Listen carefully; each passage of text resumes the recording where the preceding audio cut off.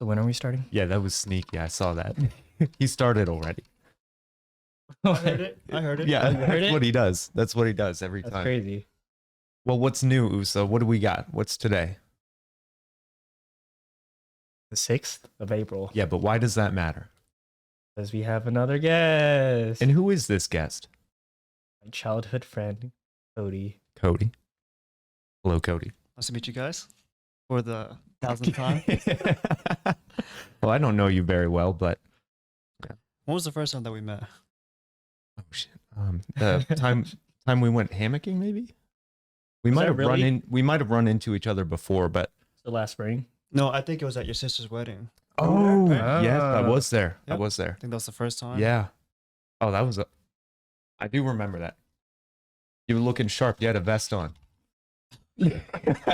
I remember that. Yeah. I don't. I'm sure you don't remember anything from that day. Okay. I was so I had Man, I you were had to going do around. duties. Yeah, you were Yeah, walking I had around, duties to do. sipping drinks, everything. I didn't enjoy the 9-course meal. I felt like you enjoyed the whole wedding, though. Yeah, overall, it was You were cool. doing nothing but smiling and laughing and dancing. Yeah, I remember. All right, so who are you, Cody? I am Usa's long childhood friend. We've known each other since elementary school. We went to the same elementary school, middle school, high school. Do you remember when we first met, Uso? He doesn't remember anything. About that. Do you have any like specific memories of us when we were kids? Oh yeah, I do. What's a good one? I have one. I have a pretty good one in my head right now. It better not mean running. Say it. Tell it. Okay. Anyway, I one that I really remember is we were big on what the late Cartoon Network stuff with the Naruto, Yeah. and I remember when we were on the bus, we would just do hand signs and. Oh my god. Oh, he was telling me about that. He was telling you about it? Yeah, Why were you telling him about that? we just practiced, and I was also the kid who just printed out a whole sheet of like the jutsus so we could just practice. You still know that Phoenix flower jutsu? You know that tiger sign. Oh, you're asking me? Yeah. You don't remember? But yeah, I thought it was just really funny. That was a good memory for me. I remember Usa used to be a big fan of Rock Lee, and back then he had these ankle weights that he would put Oh, on his Lord. legs. Yeah. Seriously? Whenever he would come to my Yeah. house, he would like run with them to my house. And then when he would leave my house, he would take off like this. He would take I off. love- You did the Naruto run? Yeah, dude. I Oh, was no. I was We were like, in elementary school. Yeah. Oh no. Wow.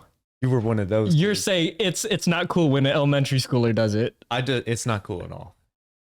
That's what I you think it's think. pretty cool. I mean, You I run may be in the faster. minority here, but I never liked the Naruto run unless it was on Naruto. Like I'm like, man, they're gonna fall face Wow. first. So when 1010 does it, it's horrible. yeah, especially when she runs slowly around. You're a weeb. Did you watch anime growing up? How far back really depends, but around in high school is when I started watching anime. Okay.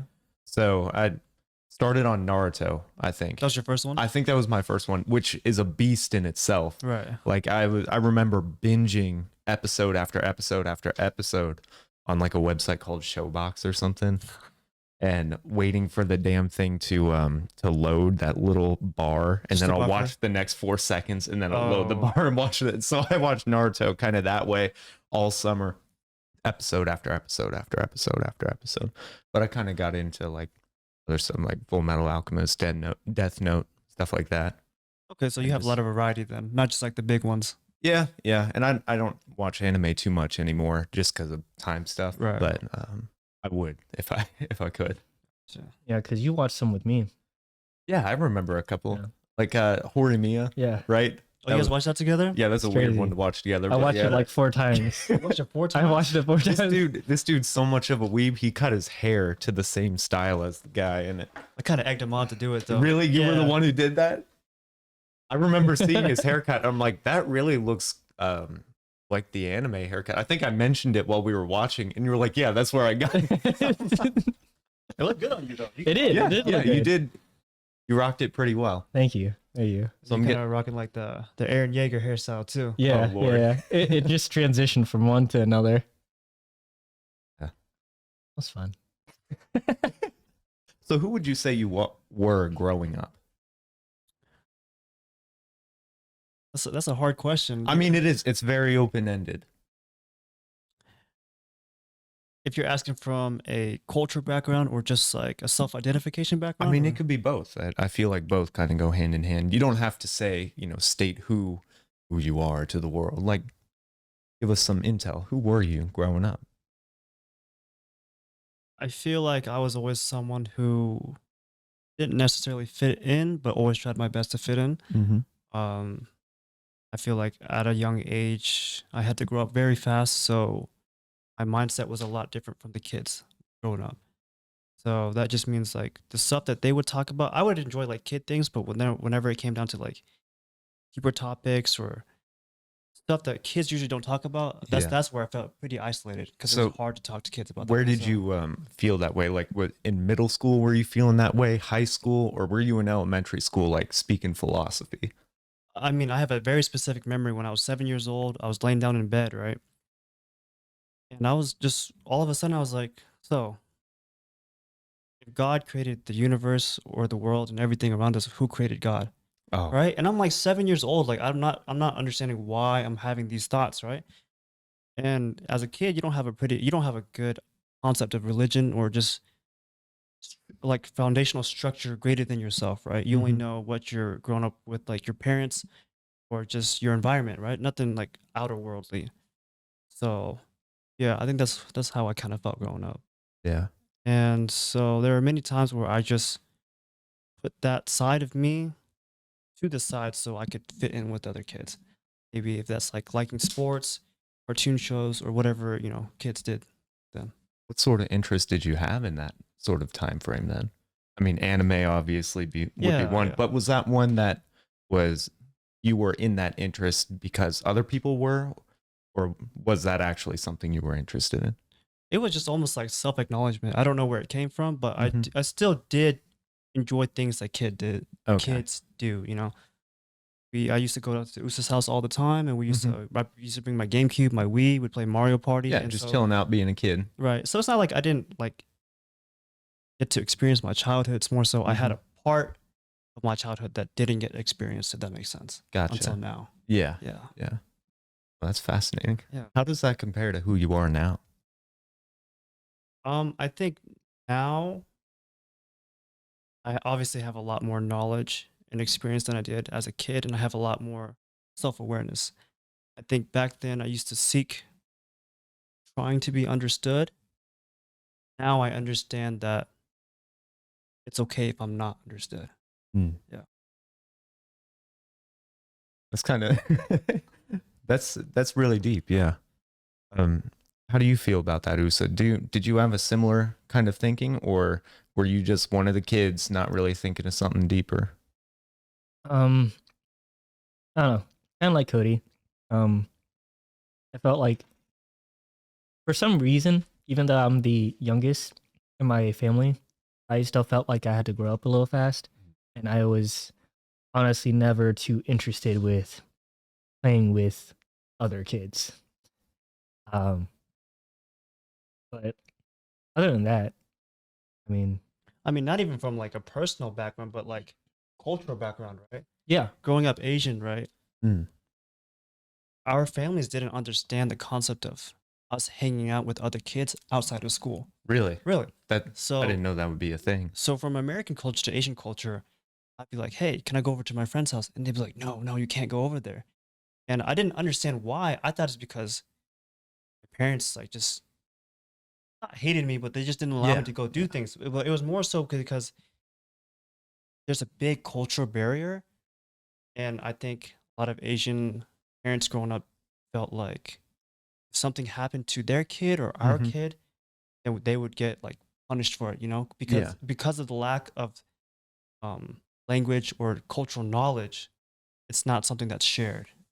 So is is that just kind of something that just is like you wouldn't go over to another kid's house, or was there a reason for it? Like, is there a reason for that kind of cultural thing, or was it just you wouldn't go over to play at someone's house?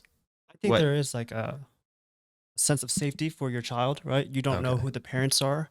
So I wouldn't willingly just let my kid go over to some random person's house, right? Mm-hmm. Even though my kid knows their kid. Because you also have to think about how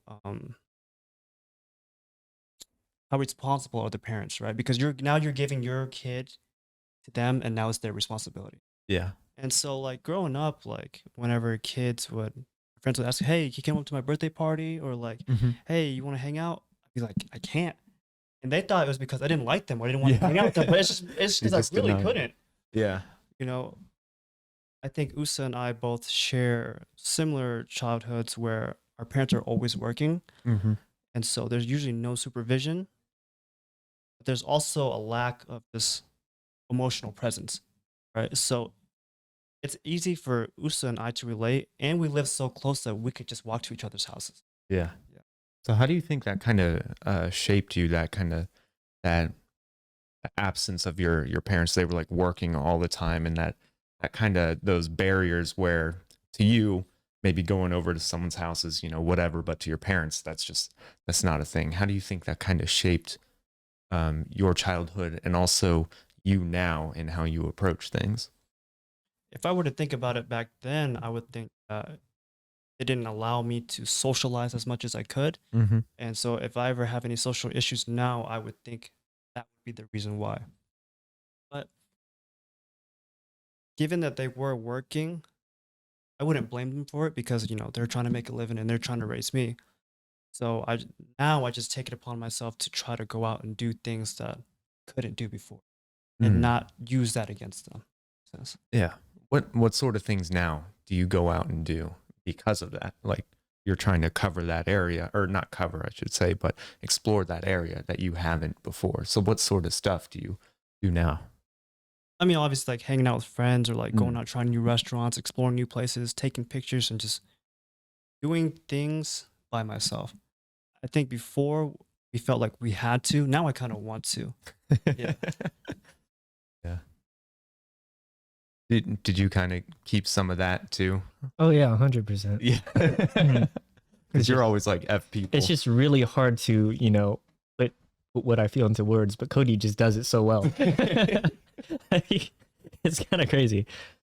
But yeah, I don't know how else to put it. I mean, okay. I have a question, and it might be one of the questions where you're like, oh, I don't feel like answering that, and maybe a question for you too. But when was the last time you cried? When was the last time I cried? Yeah, and why, if you're comfortable. And it could be something simple like I got super glue in my eye. All right, how or about you something go first? emotional. Me? Yeah, want how me about to- you go first? Okay. The last time I cried was a couple weeks ago, because I was thinking about a really sad, kind of traumatic event that happened like 10 years ago that affected my whole family. And so I was thinking about that in just kind of different ways and ways that it shaped me, and how I am now because of it. And I was thinking of the things like I long for, the certain behaviors I do, um, because of that. And just thinking of that event, it wasn't necessarily like a depressive cry. Some of it was kind of like almost like a soothing, like, it is what it is. And it just It's kind of like tears an roll out. emotional buildup, right? Yeah. Just And it like a was just like a residual let nice out, yeah. release. And it was, yeah. So I cried a lot more than I thought I would. Sure. But it was certainly an evening that, it was much needed to think about these things again. And it actually kind of shined a light on some things. And it was valuable to be thinking about those things and explore that kind of pain and just, let it out a little bit.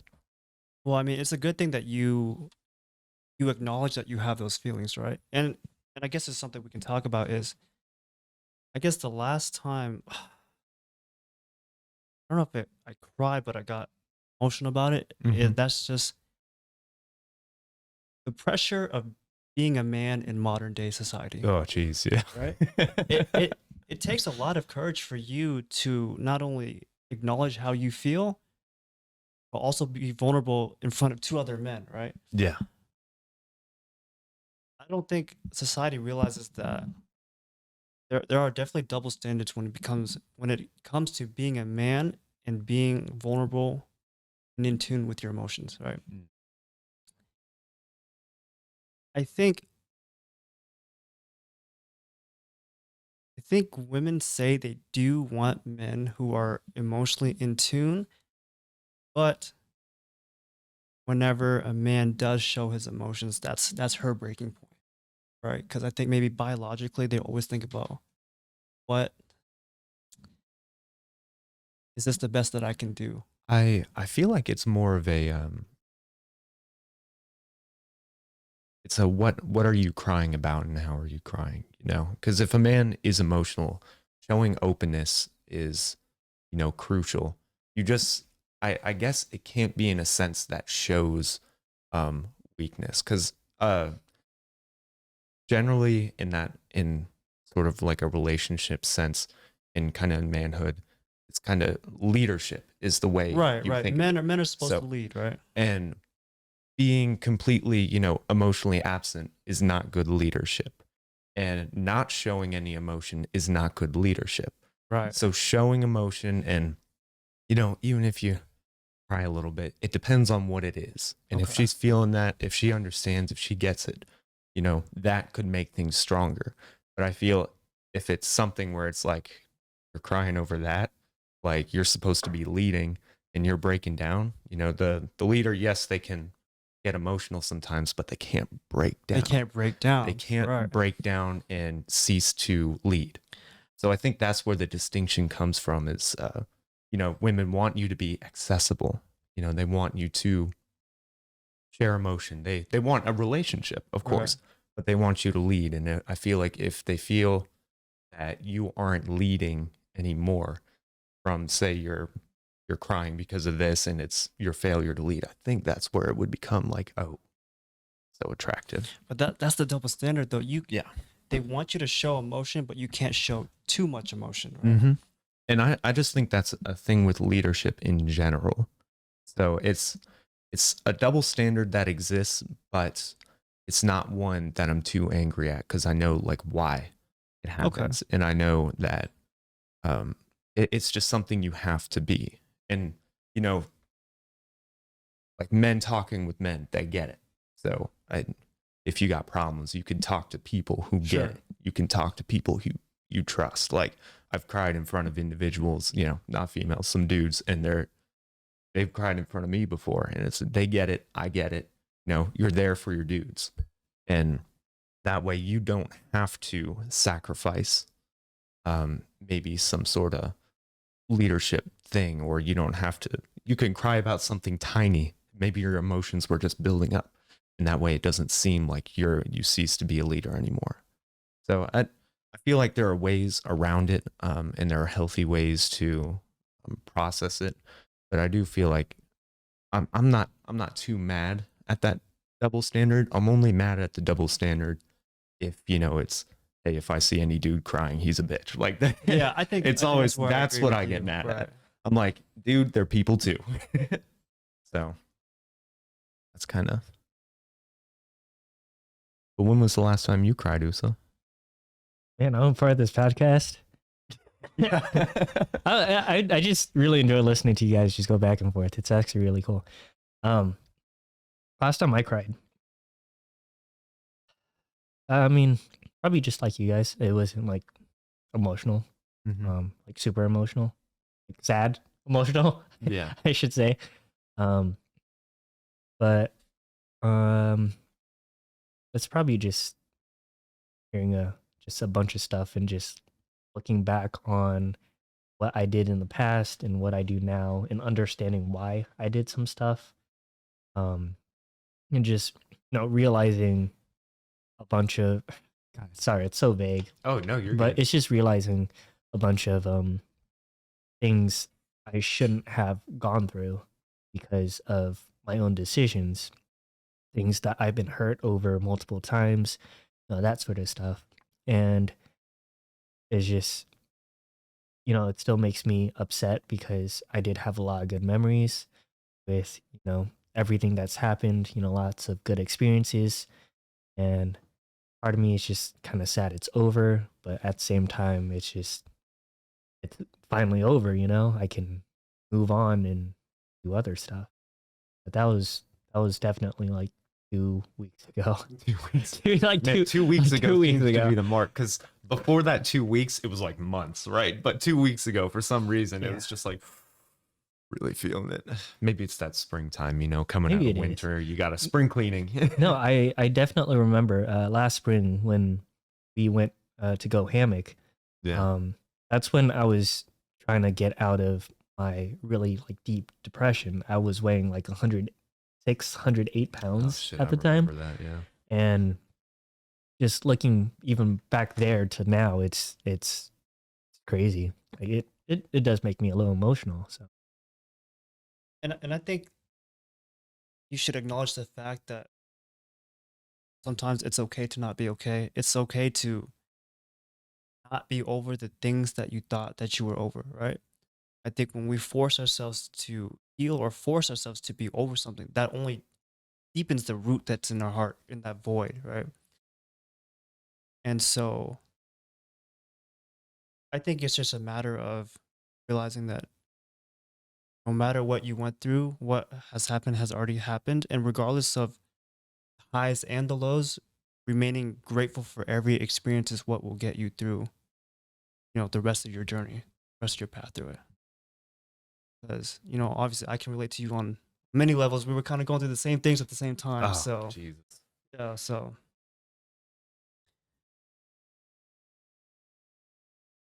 I think as men, we try to have a sense of pride saying that we were able to overcome things. And so struggle, people don't like seeing people struggle, right? It's not attractive. Doesn't look good. So I think the faster we feel like we can overcome something, the faster it'll look to everybody else. Because I think that shows maybe strength or perseverance, right?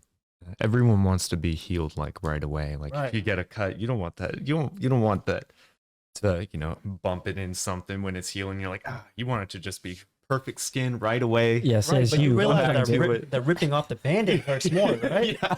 I'm trying to get some battle scars. Come on, guys. I mean, you'll get a scar from a wound, bro, but like healing fast, like things take their time to heal and you want them to heal right. So sometimes forcing it, you'll have to cut that shit back open to make it heal right.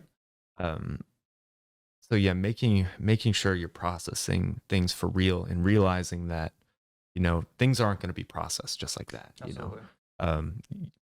You may not figure out or understand these emotions until, some other experience happens to you and you go, oh, or some way you could kind of look outside of it. Maybe you have to, get to another level of thinking, another level of maturity before you're even ready to truly process that thing and move forward and actually gain things from it.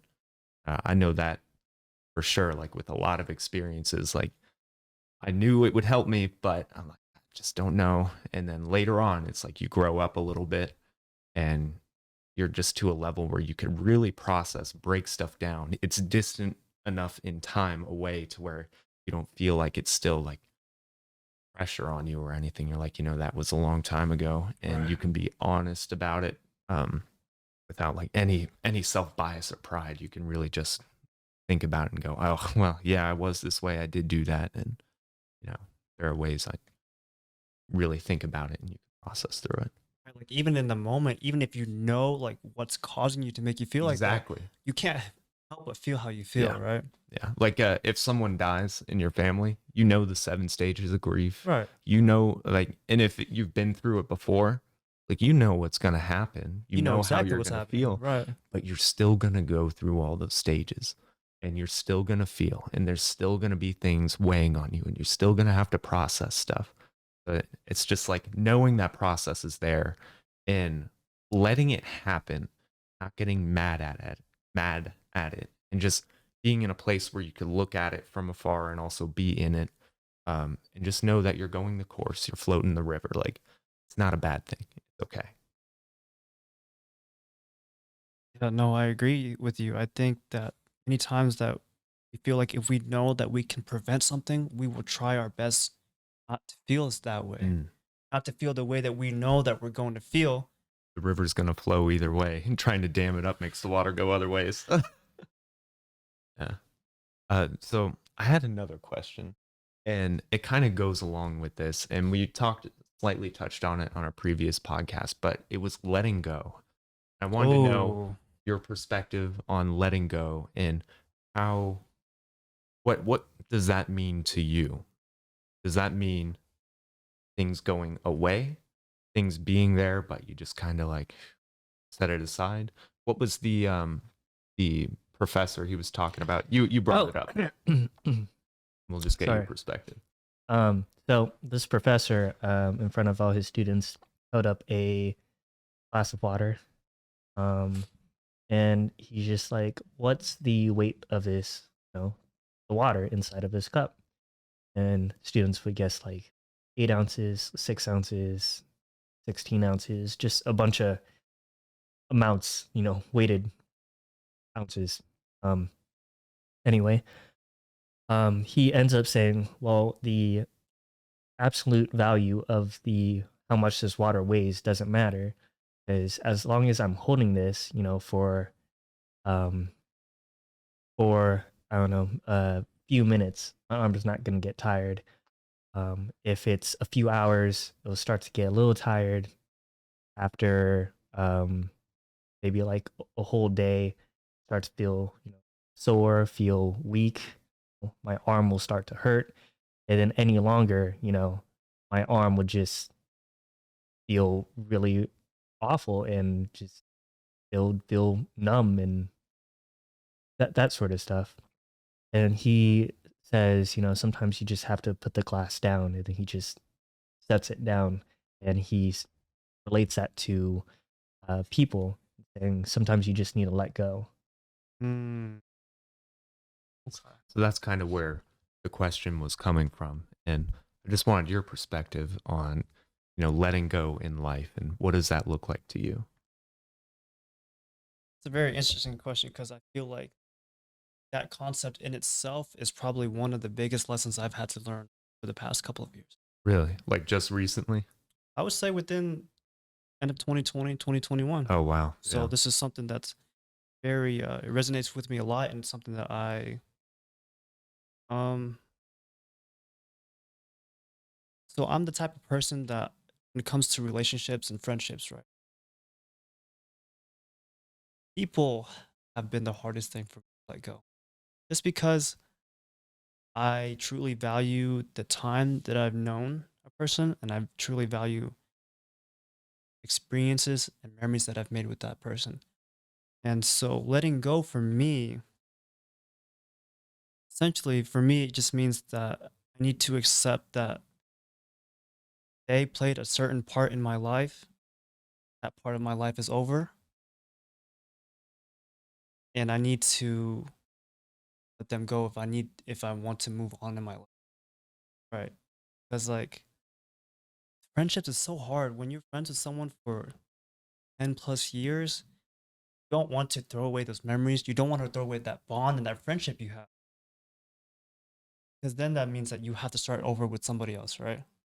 But I realized that once you let go, greater things will be like replaced by that. I think everybody in your life, everybody that you meet teaches you something, right? They teach you something in your life for a season, or they might be in your life for a lifetime. You never know, right? But you have to understand when someone no longer serves a purpose in your life, when they no longer add value into your life. I think that's what I'm trying to understand when it comes to friendships because I want friends to add value to my life because I know that I add value to other people's lives. So I don't know, man. Letting go is a very hard thing to do. Understanding that some things are just not meant for you anymore. That's true. I always think of it in this kind of manner as, everything's fleeting, in life you only got so many years, you could die tomorrow or die when you're 80 or Right. 90 or whatever. And so things are here today, gone tomorrow. And you have to enjoy the time and time that you have, either with someone, with something, Right. doing something. And when its time comes, comes and you let it go, and you can still enjoy, all those moments, those memories, those people. Um, and you can enjoy that even after leaving, separating, letting go of them. Like those good memories don't have to go away. Those um, that connection that was there didn't, in your memories, it's not all fake. It's not all a Right. lie. Like it still happened the way it happened. And you lived the way you lived, and you just enjoy that and accept that. And when something comes to conclusion, you just realize that, it was its time. And like you were saying, when something leaves, something else could fill its place. And the new thing, the next thing, and how that might change you. It's life, and supposedly it's an adventure. So Right. Right. I mean, just being grateful for every moment, like you said, and exactly. realizing that everything is temporary. Right. Mm. I could have this podcast today, and I might not see you guys the rest of my life. It could Oh, happen. don't say that. No. That's crazy. Yeah. That's crazy. And I'll just look back. Hey, I had a great podcast with Yeah. them, but good luck to your rest of your lives. I always, I used to get really sad after meeting people, like when I was younger, because to me it was like they were dying when they left, because I knew I would never see them again, or that I probably wouldn't see them again. So oftentimes I would say goodbye too many times, or I'd try to be very meaningful in my goodbye, even if it was a complete stranger, because it's like, wow, this person, if I never see or hear from them again, that's almost like them dying.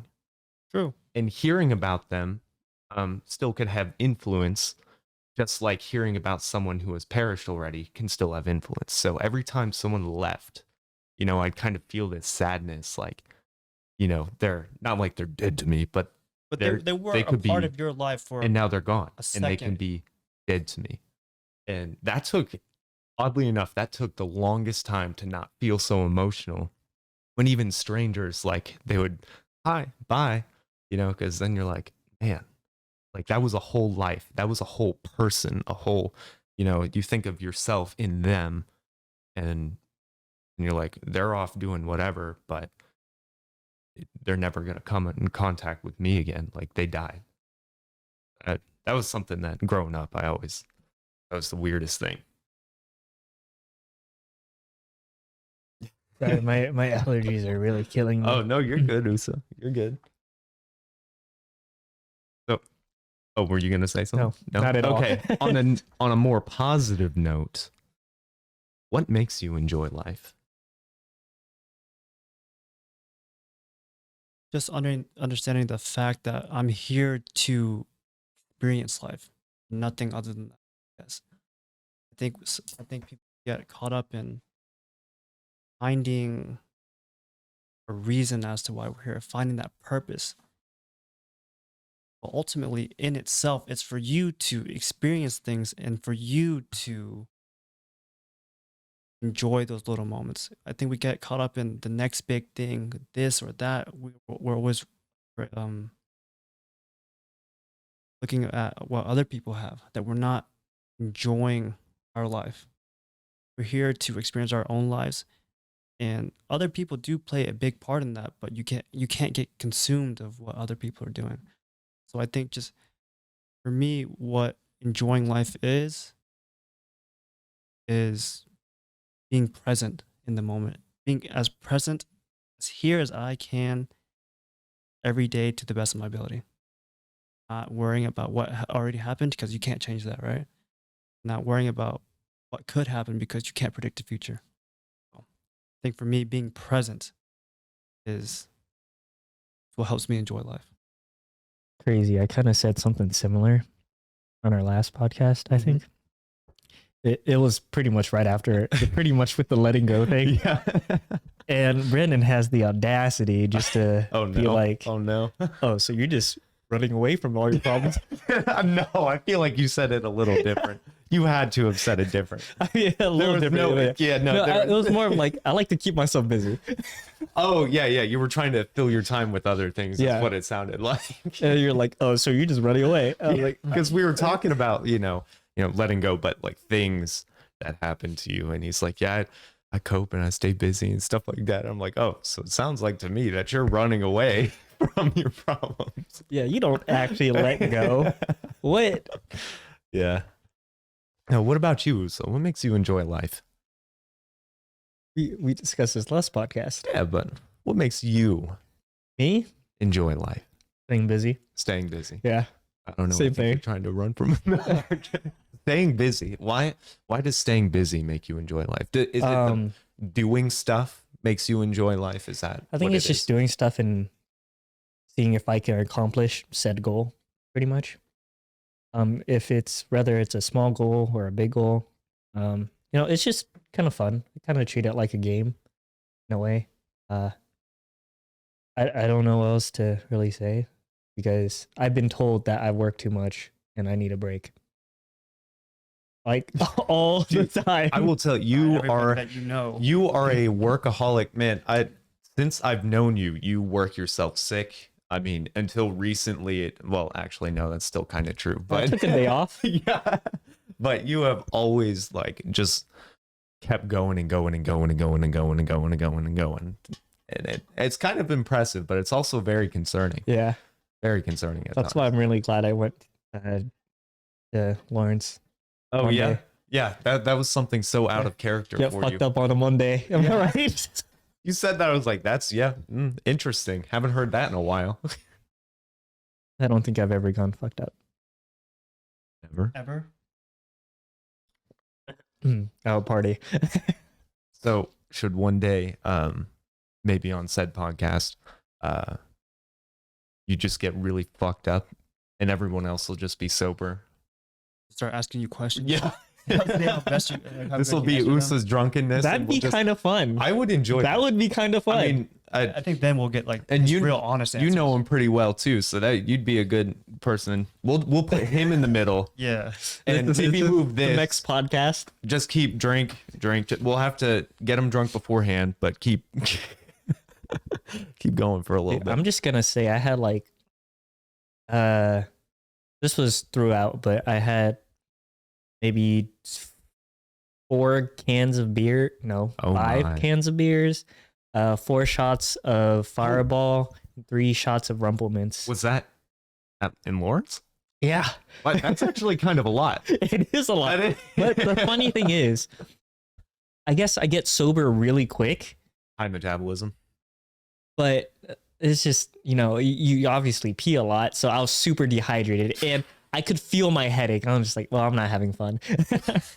I'm sober. I have a small headache and we're out here in this dark, sweaty, dance room. I think it was like the boom boom room or something. It was just, Who did you even go with? I went with my coworker. Oh, Funny enough, my coworker's sister. I actually met her 4 years ago. What? Yeah, it was at my ex's house.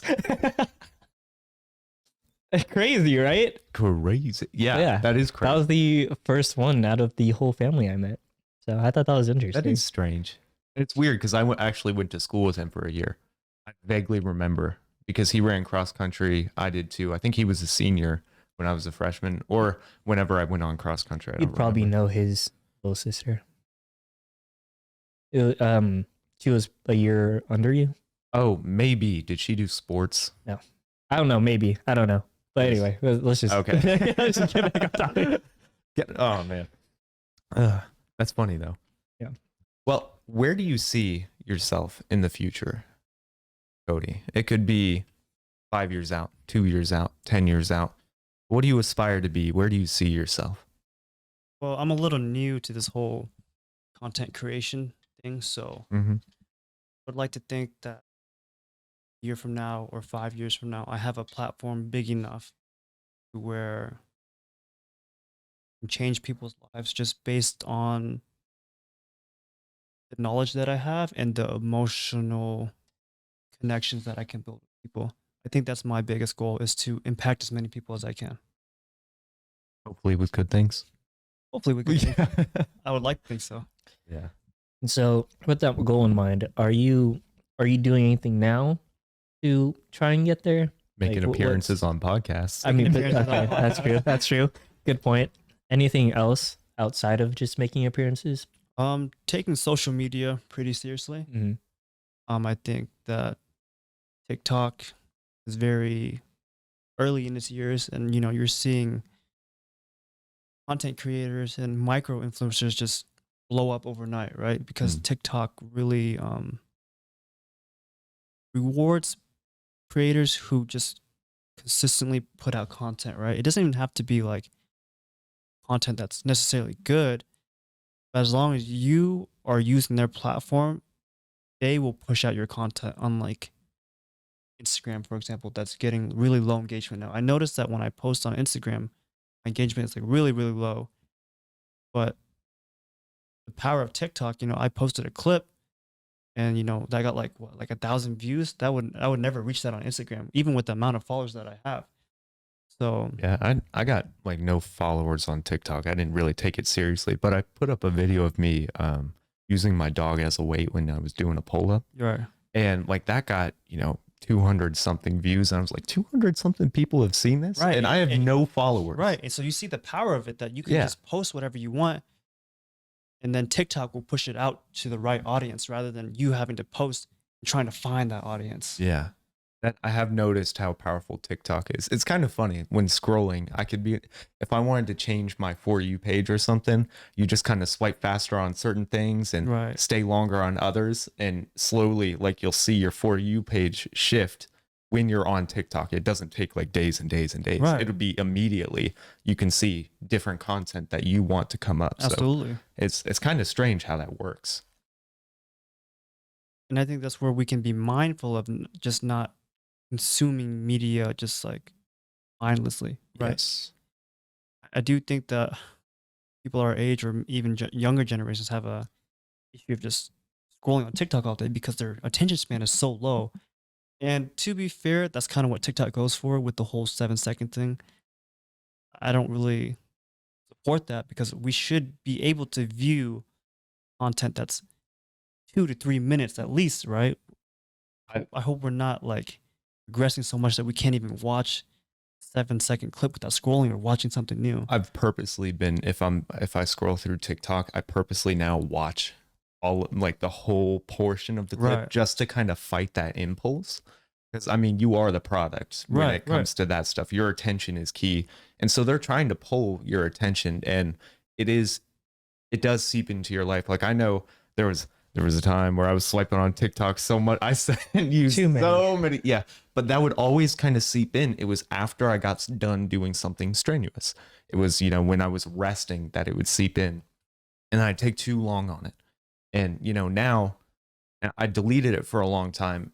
But I find that there is valuable information on there. Right. And ways to stay updated in things if you use it properly. If you use And it so I downloaded again. But this time, I'll watch the full minute, 3 minutes. I'll limit myself. I try to keep an awareness of, just an awareness. Cause what happens when you scroll on TikTok is your entire mind and your entire thoughts become this little screen and you forget about what's going on around you, especially if you're scrolling for a while. So what I try to do is, just make sure I'm looking around still. And it could be in my room, just looking around, just thinking, okay, I'm on TikTok right now. And just being aware that I'm doing this. And I found it like just even like knowing what time it is, right? Yeah. Yeah. And I noticed it helps me get off of it if I'm like, oh, I need to do something. Because I'm not sucked into the world. Like it's not part of me now. It's still something separate that I'm getting something from. More of an extension rather than making you Yeah. consuming it as a world. Yeah. Mhm. I get you.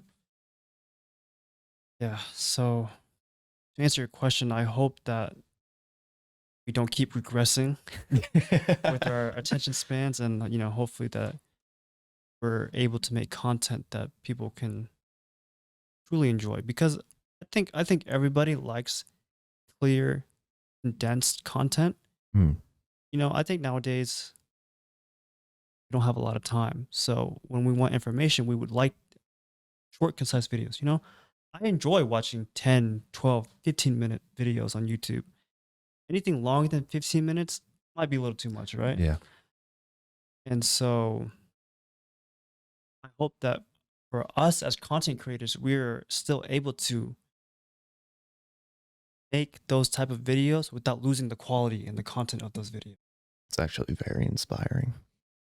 I'm thinking about it now. I'm like, oh man, we need to really make Yeah. like, and I know for me, that's a goal of mine as well. Is I do want something meaningful to be out there, and right now it's it's practicing that because communication is weird, and what are you gonna put out there, and so that's kind of inspiring to I do think remember that that there is an purpose. internal struggle of us wanting to create content that gets people's attentions just for the likes and the clicks versus creating content that like we enjoy, we're passionate about, and that we truly stand and live by, right?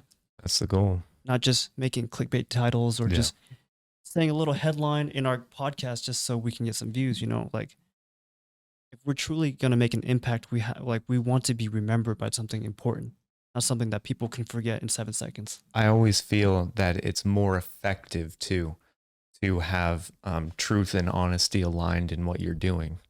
Like you get further. Like Right. if you have the clickbaity titles and stuff, you may spike for a while, but you're seeing through, and longevity wise, you're gonna crash, you're gonna fall. Right. It's But about integrity, right? if you truly give something, and you do it honestly, and your truths align with what you're doing, it will go far. It will be an engine that is just forever powered, and it will surpass you in life. Absolutely. Typically, like people who are hugely known for what they do, and it's always been their life's passion. When they die, people are still talking about them. They remember them, and they changed this, influenced that, or man, they were really good at this, or they were a solid person. You can't really knock them because it's very important for not only I feel like your well-being, but also everyone's well-being and longevity in that sort of thing. So I think integrity and longevity is very important because I say overnight success builds ego, long-term success builds character. That's Right? true. And I think that's exactly what you're talking about is that we could go viral, we might blow up, but people will forget us just as fast as they found us out, right? Yeah. And so to be remembered by someone sorry. or to have that impact, it's important to build a good foundation. It's important to give value and quality to others rather than just doing things for your own self gratification. Yeah. And well, that's all the topics I have. I don't know if you wanted to talk about anything else, Usa. We did have topics. Got out of the gym that one time. Oh, I don't know if they were for this I one don't exactly. remember either. One thing, okay. I can't describe it. I don't know if you feel the same way, but we work out together sometimes, and we used to work out together all the time, like every night and get out of the gym. But every time, like after we work out, we're standing outside. Usually it's cool because it's night out, and we just start talking. And it's always like deep and meaningful and like real and like good conversations. But that almost exclusively seems to happen after a workout and can't seem to happen anytime else. And It happens to me a lot, honestly. yeah, like that's something like it's a thing, I assume. It's pretty normal, I feel like. I think that after you feel like you've given it your all in the gym, you've milked out every possible experience that you can have in the gym. Now it's your time to wind down, not only physically, but mentally, right? Like sometimes we got to think about why do we go to the gym? It's more than just gaining weight, gaining muscles, gaining strength. A lot of us go because it's therapy for us, right? It's meditation. therapeutic. It's right, it's medicine for us, but you can only do so much in the gym, right? Physically. Mm-hmm. Pumping weights doesn't get those thoughts out of your head, right? Yeah. You're probably still thinking about those thoughts while you're working out. And then I guess you're ready afterward to like say that, and the other person is probably is too, because all of our best conversations seem to happen post gym, and even topics for podcasts and stuff. We're like, man, we just need to work out together, come up with the topics, talk about it a little bit, write things down, and then we'll put it out here, because it always seems to work fairly well. I think that going to the gym, we're able to decompress those physical emotions through pushing weights, like through squatting, benching, doing whatever. But the thoughts that are in our mind, I think after the gym, that's when we're ready to decompress, because you're not going to talk about your life story to someone at the gym, right? Mm-hmm. Hey, bro, can you spot me? But while you're at it, can you listen to, you know, Do you think it's because you've exhausted kind of your emotional response to those, to where now you could intellectually feel it or intellectually think about something, or even now that you've experienced that sort of emotion in the gym, because you're working out, it's Right. hard, that it's easier to navigate those emotions when you're talking about it, and that's maybe why it's so easy to talk afterward. I think so, because I think for men, we try to think things through logically. And so when we have so much emotion, it like fogs our vision, fogs our thinking. Being able to decompress physically gives us that leeway to think properly at that point. I think after the gym, like, I don't want to be mad about it anymore, Yeah. right? You don't even want to be upset about it anymore. You You feel spent a all that lot better. time in the gym to get rid of that feeling. And if you're still feeling it, now all you can do is talk about it. And I know like endorphins and such are released too. Right, So right. if you're like feeling mad about something and you truly work yourself out, like not only are you tired, but now like all these endorphins and these hormones for like, yo, chill out, bro, like resting, and you feel good and stuff. And I guess that, oh shoot, it's a natural antidote, I guess. Like sometimes do you have a problem? You go to the gym, work out, and then afterwards you just feel like maybe it wasn't even like that big of a A problem real in the first problem. place. It's like even when you're working out, right? It's still in the back of your mind, and you're still consciously thinking about it while you're working out. Then you just realize, like, is it that really big of a deal? Yeah. Should I be even upset about this? It's almost like post nut clarity. Right. Okay, I mean, that's not too weird to say. Come on now. it's definitely out there. It was just kind of random. It's the I don't know. same thing. Like you, I kind of Is just it? heard it, and I was like, yeah, you're right. Yeah, I think you're right, bro. because I mean, you can't think right until Until something's released, right? Yeah. Until something's out there. Oh God, yeah. I was just But- gonna say it just sounds like a better way. It's kind of like drinking, but better, but better. That's something that doesn't kill you, unless of course you just do it wrong. Yeah. Yeah. Working out is so great. Oh man, I always feel so much better afterward. Like I'll have a bad day, I'll go work out, and I'll just be like, life is beautiful. Yeah, that was me and Cody last Friday. Oh really? You really feeling it, and then afterward you're like, yeah, nice. Last Friday when we deadlifted. Yeah, Oh shit, of course, yeah, that shit's hard. fun. It was a good time. You max out on deadlift? We did. What'd you get? I sent you a video. Come on, man. Oh, that's right. I haven't looked at it. Oh, I'm so sorry. I'll jeez. look at it. It's cool. How much is it though? 275. Oh yeah, you did tell me. Yeah. I did know that. Okay, I knew yeah. this. I knew this. Yeah, but not as much as Cody. He lives Bro, come a on. lot. 475. I wish, bro. I wish. Oh, that's your sumo, and your conventional is like 100. No, but Cody does a good amount of weight. It's crazy. Yeah. Crazy. All my friends are strong. it's Hey, you're it's strong so too, weird. man. Hey, just knowing something though is like you're really tall, so technically you're doing more work in the gym. You're lifting. Okay. You're lifting more distance than so- I am. Okay. Force times distance equals work. You have a lot more distance. Need more work. Okay. Thanks. I guess. I guess going back to your question about having good conversations after the gym, do you feel like some of your best conversations are the ones that you wish you recorded? Yes, yes. all the time. Almost every single after gym conversation, if as long as it's not like too deep and too personal. Like I wish we were recording this right now, but I always feel like knowing that other people will hear it would change it. And so sometimes I'm like, I'd rather have the conversation and not record it every time. Like it would be kind of cool to, work out and then record, but I feel like some of those conversations just need to be, off the record, just need to be, man to man, friend to friend. You when you mean change the conversation, like change how you would feel about it if Yes, somebody heard 'cause it? if somebody's hearing it, sometimes when people are listening, you have to say things in a way that if anybody were to hear it, they'd understand your kind of position. With a friend, they can understand what you're saying without reading too much into it. So you could say something that to some people might be like, oh, that is really offensive. But Right. your friend understands that what you mean isn't something offensive. Maybe it's something deeper that you would have to maybe take more time to explain, use different words, whereas it just comes out and they get it already. They process the information. They know what you're saying. Because you already have that intimate Yeah. relationship with And them. Right. even if your words sound this way, they know what you're actually saying. Right. So Okay. that sort of thing. Like it's easier. You don't feel like, you're in a peanut gallery, stuff like that. Yeah, you hear that, viewers? You're nobody. No, Nobodies. No, we're not doing that. It's just easy to say something wrong to literally the entire world, Oh yeah. or all of our 3 viewers.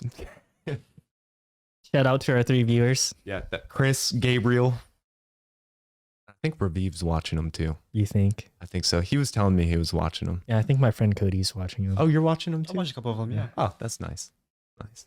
Hopefully, It's crazy someday because you it'll don't be even more watch people. them. Yeah, That's crazy. I don't. Lion doesn't. That's true. Do you? Every now and then. Yeah. Quality check. That is a good idea.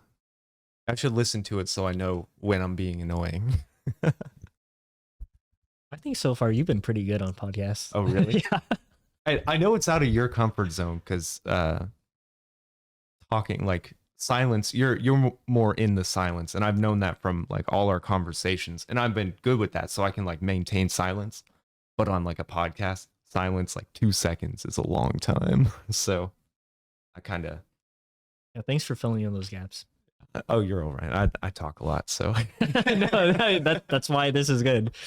But that's kind of like a good dynamic between you two, because when I was doing the podcast with my other friend Mitchell, Mhm. he already has a platform. He's been doing this for a long time. He's very articulate when he speaks, so he leads the conversation very well. And that's kind of good on me, so I don't feel like I have to lead, but I can support him as we go through the podcast. So Yeah. I think there's a good dynamic between you two, because you can lead the conversation and Usa can always support you. You guys He's always got bounce good off- stuff to yeah. say. Like, Thanks, man. yeah, you'll always bring something up, and I'll be like, "Oh, I didn't think of it that way." Yeah, 2 seconds can be a long time, especially when you're recording, right? Yeah, and I'm not too concerned about like 2 seconds of silence. It's more like 8, 10, 15, 30. Like when people go, did they turn it off? Like, did it stop? That's the only concern, because people listen to it and they're not watching it. They wouldn't understand like pauses. Right. It's funny because I think for one of our podcasts we started for a little bit and then we paused for a good 8 seconds because we were just staring at each other. Yeah, it was especially in the beginning. Yeah. We were like, well, we talk all the time, but this is really hard to just talk.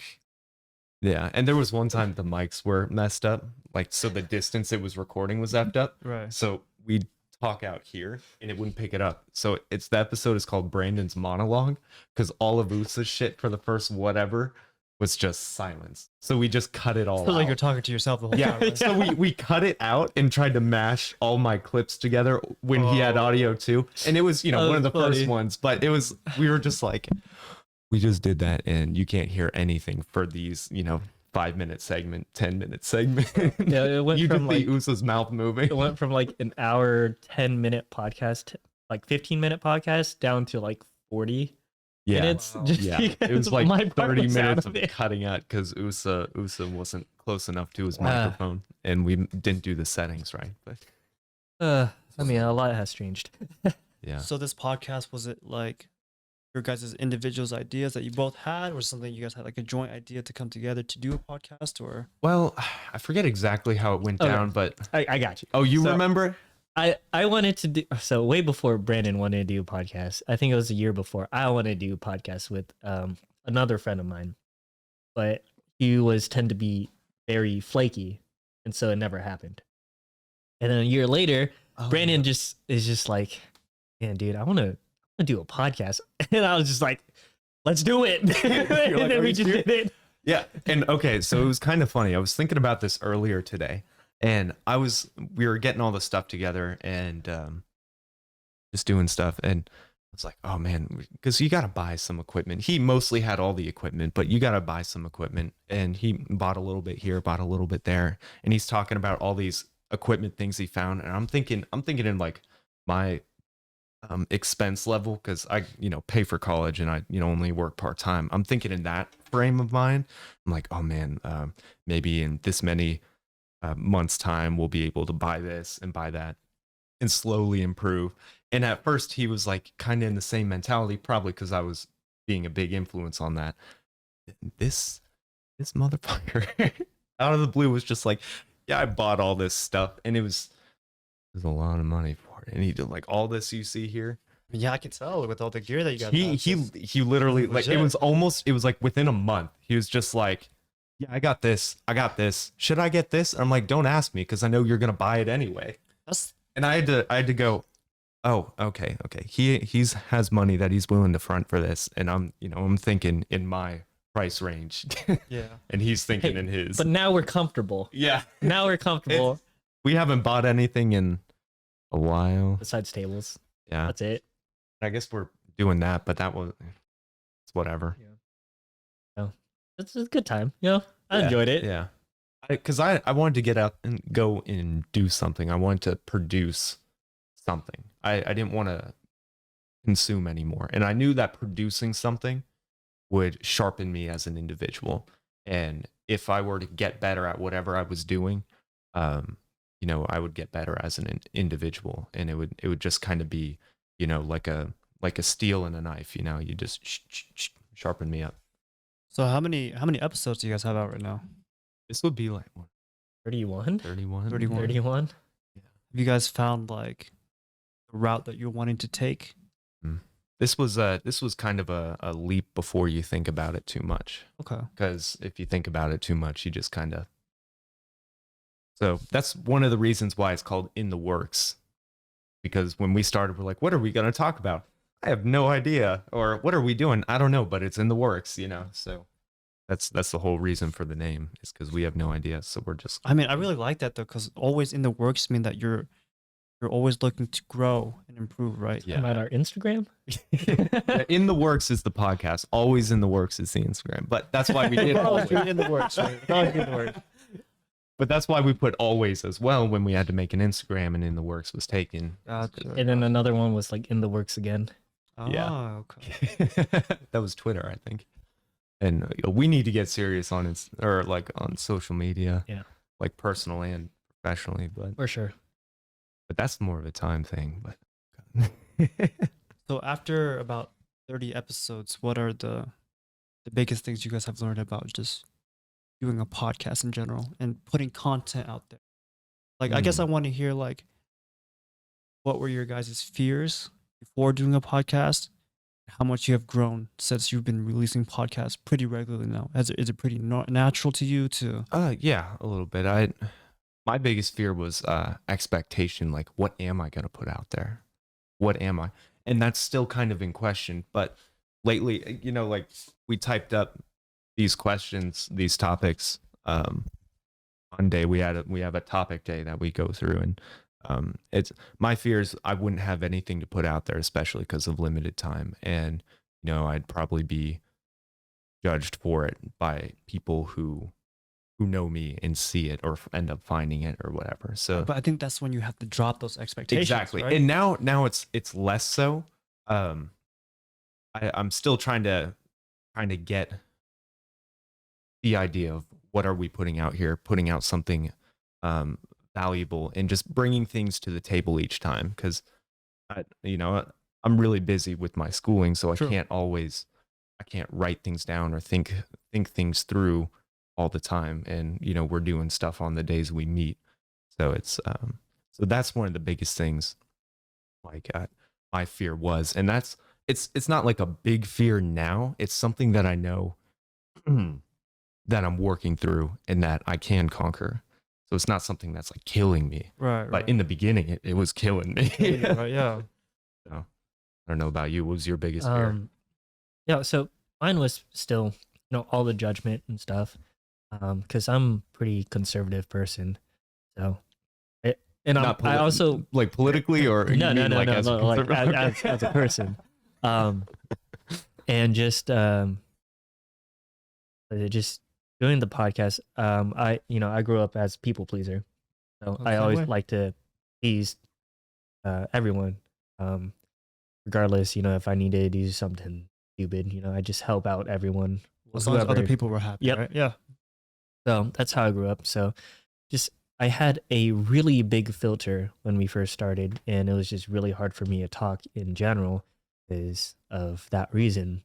But after realizing, like there's no changing people, there's always going to be, others with different opinions, this and that.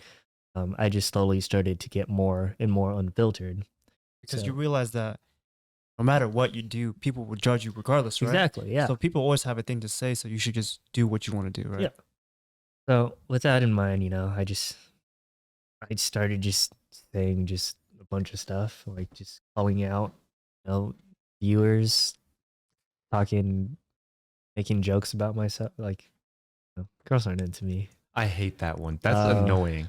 Well, I don't know about I don't know about That's the self-deprecating Yeah. jokes. So That's more annoying than I'd get so pissed off every time mentally, but he still keeps saying it. it's gonna happen. And he always makes the same goddamn face when he says it. Makes you feel bad, right? What? Don't feel bad. It's like, girls aren't into me. I'm like, fuck up. But anyway, I'm not going to get into that because it's Dude. always the same conversation every time. Yeah, exactly. He knows. He's Yeah. doing it. It's an inflammatory. He's Just don't do gaslighting, it. if you Anyway, want to say. and there are times where I'm just like, man, I'm down bad. Just on the podcast. And you talk I'm just about like, that. yep. Check yourself, bro. Are you all right? I'm good. I'm good now. Yeah. I'm good now. But yeah, it's more fun when you don't have, that much of a filter. Just kind of let loose a little bit. Being authentic and just being who you are on the podcast. Yeah, right? for sure. So that was really a big thing for me that I've now grown accustomed to. Another thing was, quality, just like Brandon, putting out content. Mine was for more of not so much the content itself, but kind of just things around that, the peripherals. So like the audio, I wanted the audio sound, amazing. I wanted the image quality to look amazing. So, I've really invested a lot in that. I've always been big with, tech stuff and softwares. So even doing that in like the Adobe softwares and setting everything up, it's something I was very comfortable with doing and really cared about. So I think it just kind of went hand in hand when we were doing this podcast together, because I would care more of the visual aspect and audio aspect, where Brandon would like to work on the content and what we talk about. So I think that really helped a lot. Awesome. Like, do you think that with the amount of episodes that you put out now, like, do you think 5 years down the road you look back and just reflect on who you were at the time that you released that podcast? Right? It's not only just for your viewers putting out content, but it serves as a placeholder for that specific point in time in your life. You can look back at episode 3, and you can look at yourself, wow, like I wasn't able to deliver content like the way that I do now. I wasn't able to speak on the topics I am now that I couldn't do back then. Yeah, that's totally, absolutely. Because even now, I think that way. Even though we're not too crazy much different than before, but there's still a lot of noticeable differences. And this time in my life, I'm only 22, and end of 2019, or really should say the spring of 2019. I want to say I've from then to now has just been so much tremendous change. I feel like in personality and just character, and even just last fall, I feel like I've changed a lot as a person, or I should say last spring. Wow, it's always spring. Yeah, I mean, but you shouldn't put a cap on like but I how mean, much you can grow in a short amount of time, yeah. right? Well, it's been some significant Right, changes right. lately, and it's I know later. I mean, I'm gonna look at these and I'll listen. And I'll be like, oh, that's stupid, or I'll critique what I'm saying, but I will always enjoy the fact that that's there, that record of who I was, Right. because then I can look back where my memories fail. Technology is there, and I could see that's who I was. That's what I was thinking, and I could get inspired and I could learn from myself, and go forward. So for me, yeah, no, that's a Right. And you can even look back and be like, if you're not happy with where you are at that moment, you can look back and like, wow, I used to be like this. Like Yeah. I need to pick it up and I need to mhm, inspiration. live with that integrity that I had back then. Yeah. There were a couple of, well, I want to say we were on episode like maybe 18 at the time, Oh, but we went Oh, back and looked at our like maybe a couple weeks ago, like podcast like 3 weeks ago from 18. So I guess podcast 15. We would disagree with like almost everything we said. I think we tried to bring that up one time. Is when you look back, even we could probably pull up the the last podcast, and I would go through them like, okay, I guess I didn't quite mean that, or I really think this kind of now, or this changed, or man, what I said that was wrong. No, There's- that's good though. That's good that you can look back and acknowledge how much you've grown since then. Because you can literally think one thing and the next day, like you might have changed your perspective on it. But at least you know that you're not staying content. You're willing to be open to the fact that maybe you were wrong. Maybe you shouldn't have said what you said or anything like that because it's just so technology is so powerful that we can document anything that we want, right? Mm. And as long as it's like not hurting anyone, I think it's okay for you to feel how you feel and say what you say. That way you can look back and say, hey, I'm not that same person anymore. I don't resonate with that person that I was the last episode. Yeah. I do have to say, I think one time I said adjacent over hypotenuse and said tangent. That's not tangent. Oh, you're gonna just say fixing that. it on the What the? Something like that. I know what the difference is. I do math every day. Oh God. Sorry, that was just killing me. That was killing me. I can't believe you brought Because that I was back up. like opposite over adjacent. That's cosine, bro. I'm like, that's not cosine. Oh yeah, when I asked you what your sign was. Yeah. I'm like, So stupid. I want to slap myself because I deal with trig every day, and I'm just like, but yeah, I think it's also good that you guys don't agree on everything that you guys talk about because it gives you and your audience a different perspective of your ways of thinking. yeah. I almost wish we disagreed more. I just kind of roll with it. Yeah, I'm looking for a fight every time I get on here. Okay, maybe not a fight. Yeah. I'm not down for a fight. We can disagree about that.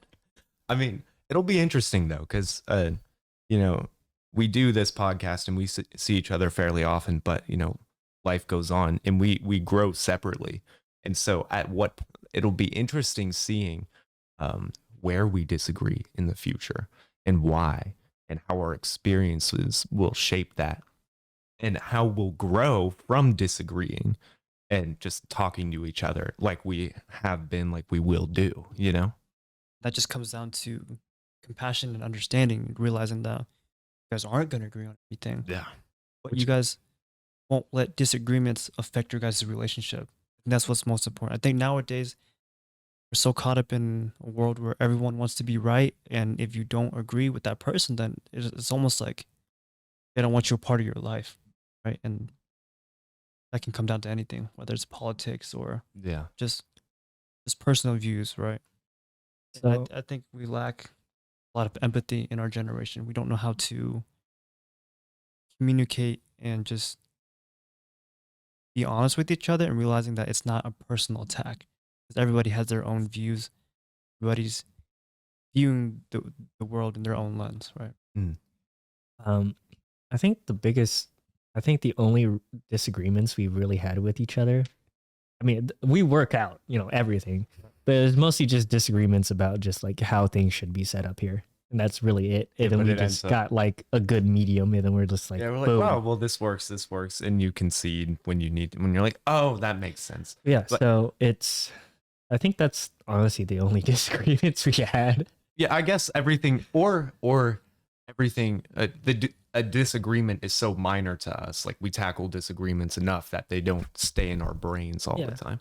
Because I find that like you kind of got to be a leader, like it just for yourself and for other people. And leadership isn't always like taking the reins and being like, I'm gonna do all this. Everybody do what I think. That's what a boss does, right? Yeah, yeah. But leadership, you really listen to what's going on, and some people know things better than you, and you have to be willing to know that. Like Usa knows tech, he knows sound, all this crap. If I tried to do it myself, maybe in like a month I could figure it out, maybe.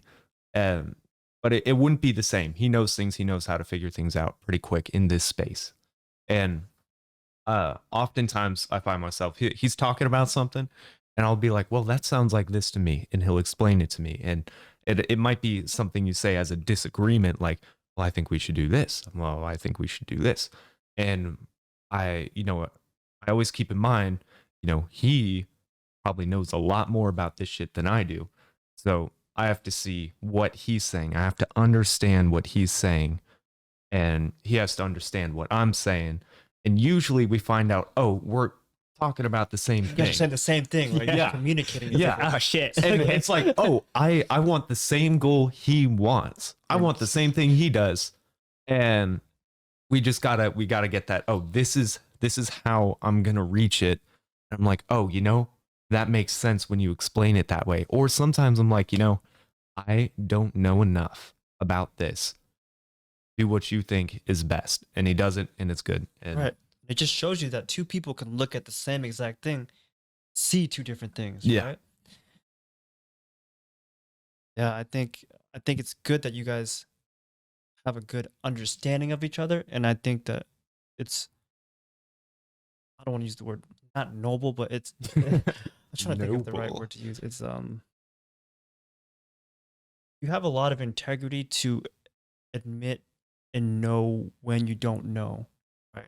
Allowing Usa to do his thing when that's his specialty, allowing him to do his thing when that's what he knows how to do. And a part of our ego wants to say, hey, I also know what I'm talking about to Yeah, you some don't wanna- degree, right? you don't want to seem like a little bitch. Right, Like, right. oh, I know what's I'm going just saying on. it's vice versa. It goes hand in hand. It goes both ways. So it's not just him. Because that does pop up. Like maybe you're just chilling, and then you bring something up, and your immediate response is always protection, ego protection, just like, hey, like, what are you trying to say? I'm nothing. I don't know what I'm talking about. I don't know what I'm doing or anything like that. You think I'm stupid, and you just got to be like, oh, wait, like that's not what's going on. Just chill out. So yeah, most definitely. It's just about humility, man. It's like they say, a man who asks is only a fool for a second. A man who doesn't ask will be a fool forever. Ah, that is so true. I always hear like leaders ask questions, and it's because they're trying to understand. And when they do order around it, then usually you're like, oh, he might know something because he's asked all these questions. He's got in the know now. So, well, Yeah, I've been holding it that in since like the very beginning. all right. Now, do you feel like this is a good spot to? Yeah, I think it's good. Yeah. I think it's good. Well, honestly, it's been fantastic having you on and talking to you a little bit more. I always knew you were a thoughtful individual. I mean, when everyone went hammocking, like you brought a journal and you were journaling along, but you always seemed like a very perceptive individual. So I was very Appreciate excited that. to talk Appreciate to you. that, man. It was great meeting you. Yeah. Oh, that's right. You guys don't know each other. Yeah. Nice to meet you, bro. No, I'm too nervous. My hands are sweaty Why are your hands wet? because I just said I'm too Why nervous. that? Yeah. Yeah, I mean, I appreciate you guys bringing me on the podcast because I hope that you guys would think that I could bring some sort of value to podcast. This is only my second podcast, so I'm still getting used to the little nuances, right? Talking in front of a camera, Yeah. trying not to make eye contact, or just feeling that I'm capable of leading the conversation as well as giving good input to the conversation. So Yeah. Well, you've definitely brought up a lot of good things, and it's the way you speak and the way you carry a conversation. Like it's inspiring in a sense. Like there are things from this conversation that I would like to put into next podcasts or see how I can do that. And so I might go back and watch this one because I certainly enjoy a lot of the conversation we had and kind of how it went through. So I mean, thank you because you have, and you said you're hopefully you see yourself in a lot more creation and impact in the future. And man, I hope to see it, and I hope it started here. So I guess with that, That's it. yeah, is it like a little That's it. outro or anything? bye. Bye.